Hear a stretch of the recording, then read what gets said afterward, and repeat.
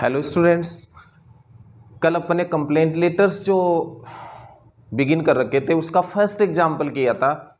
और वो एग्जाम्पल आपके लिए जो किया था वो था इनसैनिटरी कंडीशंस का, कि आपकी लोकेलिटी में, आपके मोहल्ले में जब इनसैनिटरी कंडीशंस होती हैं तो आप कैसे अपने म्युनिसिपल कॉरपोरेशन या ग्राम पंचायत का जो भी मुखिया होता है, जो चीफ होता है, उसको कैसे आप एक लेटर लिखते हैं। अब जो अगला जो होगा कंप्लेंट लेटर्स का, वो सेकंड एग्जाम्पल हम करेंगे ban to loudspeakers. Ban to loud speakers, ये क्वेश्चन कैसे आता है कि write a letter to your district collector complaining against the hustle and bustle of loud speakers in your locality. Hustle and bustle क्या होता है? शोर शराबा होता है, शोरगुल होता है, कि आपकी कॉलोनी में लाउड स्पीकर्स का बड़ा शोरगुल हो रहा है, तो उसकी कंप्लेंट करते हुए अपने डिस्ट्रिक्ट कलेक्टर को एक लेटर लिखिए। क्वेश्चन ऐसे आता है, ये डिस्ट्रिक्ट कलेक्टर को कंप्लेंट लिखाता है लाउड स्पीकर्स की बैन करने के लिए। अब इस पे आपको क्या कंटेंट मैटर लिखना है, कैसे क्या लिखा जाता है, ये हालांकि आपको नोट्स साथ मिलेंगे, उसमें से आपको अंडरस्टैंड करना है, बट इसको देख के अपना जो वीडियो रहेगा उसको आप देखेंगे और उससे उस नोट्स को बिल्कुल साथ साथ लिखेंगे और साथ साथ उसको एक्सप्लेन करेंगे, जिससे आपके अच्छे तरीके से समझ आ जाएगा और आप एक्सप्लेन कर पाएंगे। तो सबसे पहले आपको क्या लिखना होता है, जब हम किसी भी लेटर को लिखते हैं तो आपको मैंने बताया था कि कोई भी एड्रेस लिखा जाता है। जो एड्रेस आपको क्वेश्चन में दिया हुआ होता है तो ठीक है, नहीं दिया हुआ होता आपको अपनी ओर से लिखना है, तो सबसे पहले क्या आएगा? Sender's address. तो जैसे आपका मान लीजिए एड्रेस है C22 बसंत विहार, बसंत विहार सीकर। सपोज ये है आपका एड्रेस C22 बसंत विहार सीकर। फिर आप डेट लिखोगे तो डेट डाल दोगे जुलाई 6, 2021, डेट डाल दी। अब जैसे ही डेट और एड्रेस का काम हो गया, आप उसके बाद में क्या लिखोगे? Receiver's address. Receiver's address means जिसको आप लेटर लिखोगे तो किसे लिख रहे हो? डिस्ट्रिक्ट कलेक्टर को। मैंने बताया कि ऐसा लेटर है वो किसको लिखवाएगा? डिस्ट्रिक्ट कलेक्टर को। तो द डिस्ट्रिक्ट कलेक्टर, और उसके बाद झुंझुनू। आप जब सीकर में रह रहे हो तो सीकर का एड्रेस देना ज़्यादा उचित रहेगा, तो क्या लिखोगे यहाँ? सीकर ही डाल दें, क्योंकि आपका रेजिडेंशियल एड्रेस आपने सीकर का दिया है, तो आप डिस्ट्रिक्ट कलेक्टर सीकर को ही लिखेंगे। फिर आप लिखोगे सब्जेक्ट। बताया था अगली स्टेप क्या होगी? सब्जेक्ट की। तो सब्जेक्ट में क्या लिखोगे? To ban the use of loud speakers. Loud speakers के जो प्रयोग है उस पे बैन करने के लिए। अब इसको यूं भी दे सकते हो, जैसा कि मैंने कल बताया था कंप्लेंट अगेंस्ट से ही शुरू करना, तो तब कैसे लिखते इसको? Complaint against, complaint against. अब इसको हटा दोगे यहां से तो कंप्लेंट अगेंस्ट क्या आ जाएगा? The use of loud speakers की, लाउड स्पीकर्स के यूज है उनके खिलाफ शिकायत करते हुए। और यहाँ आपने क्या लिख दिया? To ban. तो दोनों चल सकते हैं, बट मैंने आपको कहा था कि कंप्लेंट अगेंस्ट से ही शुरू करना, जिससे कि आप गलतियां ना करें। तो जो लेटर है, कंप्लेंट लेटर यदि आता है तो उसके सब्जेक्ट की जो बिगिनिंग है वो किससे कर दो? कंप्लेंट अगेंस्ट से। तो क्या हो जाएगा? Complaint against the use of loud speakers. ये भी सही है। To ban the use of loud speakers लिखोगे तो भी सही है। अब उसके बाद में ये तो हो गया ओपनिंग पार्ट, पूरा ओपनिंग पार्ट आ गया, उसके बाद में सब्जेक्ट आ गया। दो स्टेप्स हो गई लेटर में। फॉर्मेट में हमने सबसे पहले यही डिस्कस किया था। अब जो उसके बाद में जो चलेगा वो क्या रहेगा? सैल्यूटेशन वर्ड से इसकी बिगिनिंग करोगे, सर। फिर कहा था मैंने कि सैल्यूटेशन वर्ड के बाद क्या लिखोगे? फिक्स सेंटेंस है उसी से बिगिन करोगे तो गलती होने की संभावना नहीं रहेगी। I would like to draw your kind notice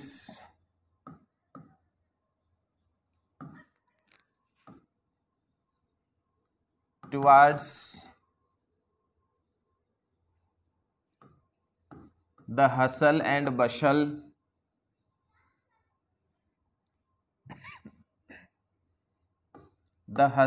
and bustle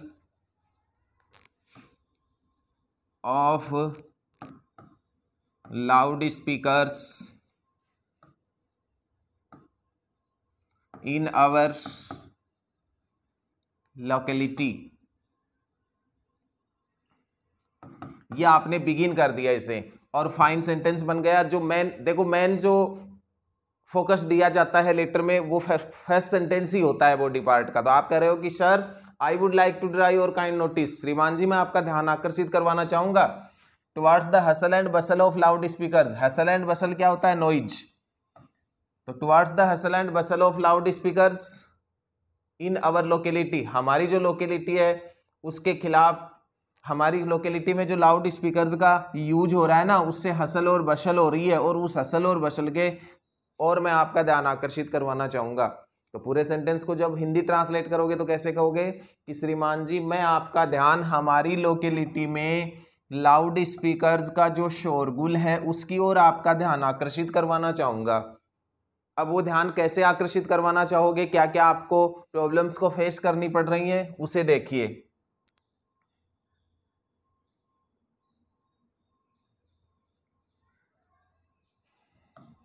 There is a temple in our colony, हमारी कॉलोनी में एक मंदिर है। There is a temple in our colony means हमारी कॉलोनी में एक मंदिर है। The priest plays loud speakers till late at night at high volume।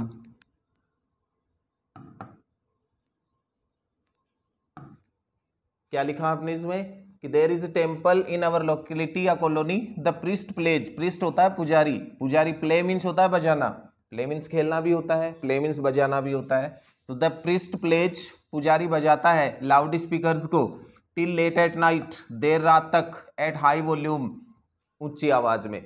तो जो पुजारी है वो लाउड स्पीकर्स को ऊंची आवाज में बजाता है देर रात तक। Our examinations are at hand, हमारी जो परीक्षाएं वो नजदीक है। At hand means close. At hand क्या होता है?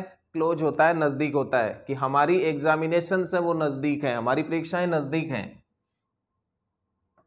ये हो गया। उसके बाद जब परीक्षाएं नजदीक हैं तो our studies are much disturbed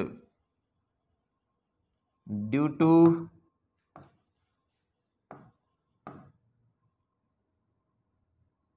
them,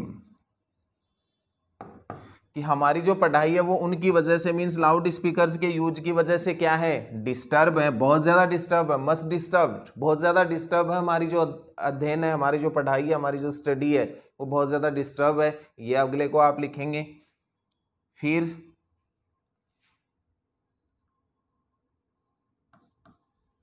the priest has been requested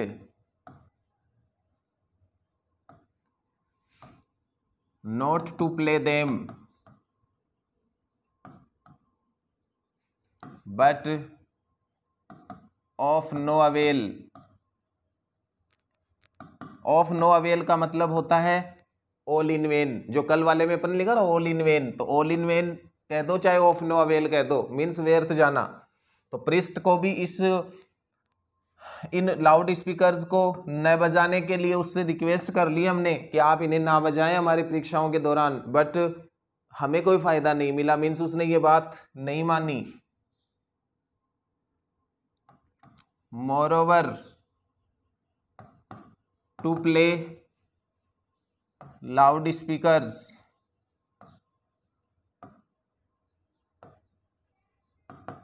till late at night is prohibited.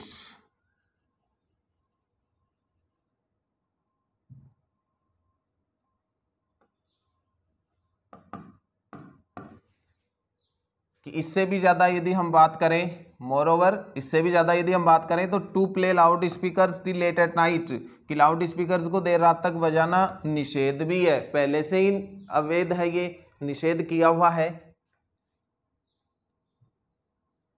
तो अब कहोगे देयरफॉर, और अब वो क्लोजिंग पार्ट आ जाएगा। Therefore I request you to look into the matter, to look into the matter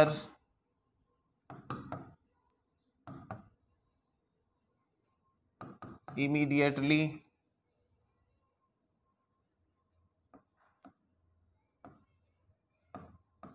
and do the needful।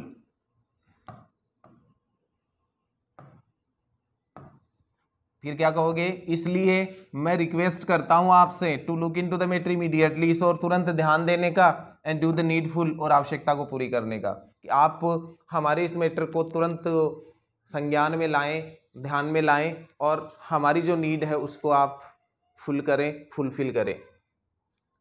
I shall be grateful to you for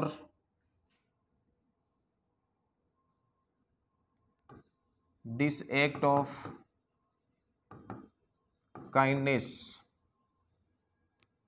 इस दयालुतापूर्ण काम के लिए मैं आपका आभारी रहूंगा। ये भी क्लोजिंग पार्ट में आता है। यस फिक्स लिखना है, मैंने कल बताया था कि जब भी कंप्लेंट लेटर लिखो क्लोज लेटर को इन्हीं सेंटेंसेस से कीजिए, अच्छा लगेगा, एट्रैक्टिव होगा। थैंकिंग यू, ये भी आता है क्लोजिंग पार्ट में, जैसा कि हमने कल वाले लेटर में भी किया था। और योवर्स फेथफुली, मैंने कहा था कि जब भी कंप्लेंट लेटर किसी ऑफिसर को लिखोगे तो फेथफुली लिखा जाएगा, ओबीडेंटली नहीं लिखेंगे, और फिर नीचे नाम आएगा लिखने वाले का। तो इस तरीके से ये जो आपका लेटर है ये बन गया पूरा किस पे, यूज ऑफ लाउड स्पीकर्स। उनकी कंप्लेंट कैसे लिखें कलेक्टर को, आपने अपनी जो प्रॉब्लम्स है उनको बताया कि देयर इज ए प्रिस्ट, एक प्रिस्ट है हमारी लोकेलिटी में, और वो जो लाउड स्पीकर्स है उनको हाई वॉल्यूम पे बजाता है, उससे हमने रिक्वेस्ट कर ली लेकिन उसने हमारी बात नहीं मानी, और वैसे ही लोकेलिटी में जो लाउड स्पीकर्स है उनको बजाना प्रोहिबिट कर रखा है। तो इसलिए आप इस लाउड स्पीकर्स का जो यूज है उस पर बैन लगाएं, या इस मामले को तुरंत देख करके और आवश्यक जो कदम है वो लें। ये हम कलेक्टर को एक शिकायत रूप में एक लेटर लिखते हैं जब बैन टू लाउड स्पीकर्स का लेटर हमें लिखवाता है। अब ये कोई फिक्स सेंटेंसेस नहीं होते, बट मैंने आपको फॉर्मेट फिक्स इसलिए बताया कि जिससे आपकी जो बिगिनिंग है लेटर की और जो क्लोजिंग है वो बिल्कुल गलत नहीं हो, और बीच के सेंटेंसेज है उनमें ठीक है, जो कंटेंट मैटर होता है उनमें कुछ चेंज यदि आप करें, अपने सेंटेंसेज यूज करें तो कोई प्रॉब्लम नहीं है, बट सेंटेंसेज है वो टू द टॉपिक होने चाहिए, इसी से रिलेटेड होने चाहिए, और आपके सेंटेंसेस हैं उनका फॉर्मेशन, उनका मेथड बनाने का है वो करेक्ट होना चाहिए। बाकी इसका नोट्स है वो आपको असाइनमेंट में मिलेगा, उसको आप साथ लिखेंगे, जो मैंने ट्रांसलेट किया है उसको समझेंगे, कैसे कैसे मैटर लिखना है, क्या इसमें फिक्स सेंटेंसेज होते हैं जिनसे शुरुआत करनी है, और क्या क्लोजिंग सेंटेंस होते हैं, क्या बिगिनिंग सेंटेंस होते हैं, उन सब को आपको बिल्कुल दिमाग में फीड कर लेना है, जिससे कि कंप्लेंट लेटर कोई भी लिखवाए, हालांकि हम जो इंपॉर्टेंट एग्जांपल्स हैं उनको ही करेंगे, बट एग्जाम में तो हो सकता है कि उनके अलावा कोई लेटर आ जाए, तो आप इस तरीके से उसे लिखेंगे। Okay, thanks, have a nice day.